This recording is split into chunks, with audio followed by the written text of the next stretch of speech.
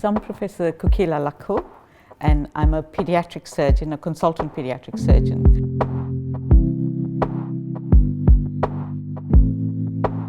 So I'm South African born, 6 generations. So I grew up in a tiny hamlet called Bethel, and it was a very, very right-wing setup. So people that were of color had a very difficult time. We had segregated housing, segregated schools, no playgrounds for us.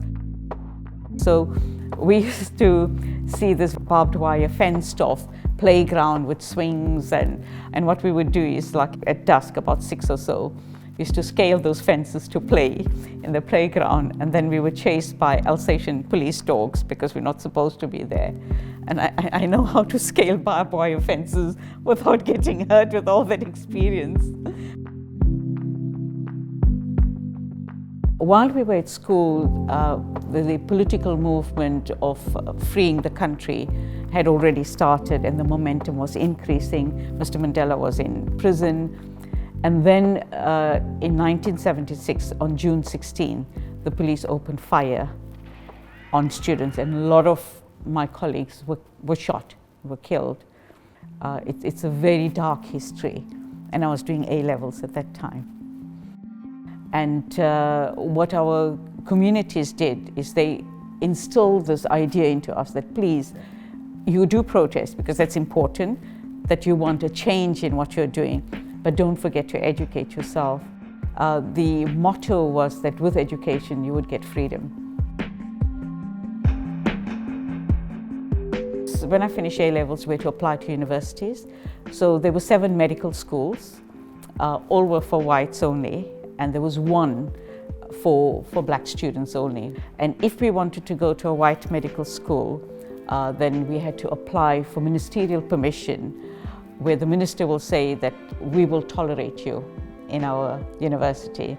My family was very determined and level-headed and said, we're not going to ask a minister to give us permission for a group of people to tolerate you. So I went to the black medical school.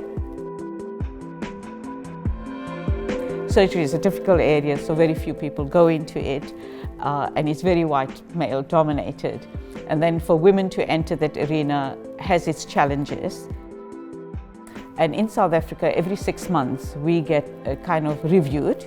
So at that 6 months, my interview was always, oh, you're a woman, you're an Indian woman, just marry a rich Indian man, you'll have a wonderful life. Why are you wasting your time with surgery?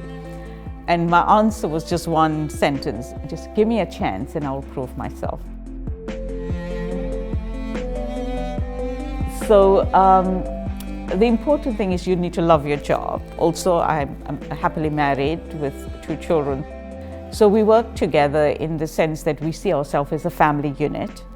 We look after kids together, and we do the household chores together and do our work in our separate ways.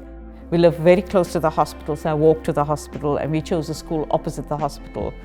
So we chose something that would work for the family rather than going for a high-flying career, one route, and not think about the other things.